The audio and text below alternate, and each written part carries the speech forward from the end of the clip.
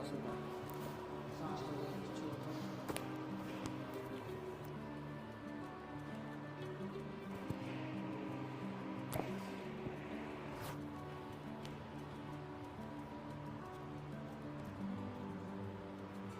अब उल्टा लेट जाओ, सांस लेकर छोड़ो।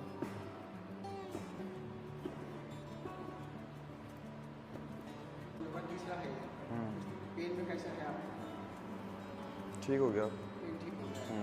जो हमने ट्रीटमेंट दिया है उसको एज इट इज दे दो 15 डेज तक, क्योंकि टाइमलेस दे दो, टाइमलेस को खत्म हो जाएगा।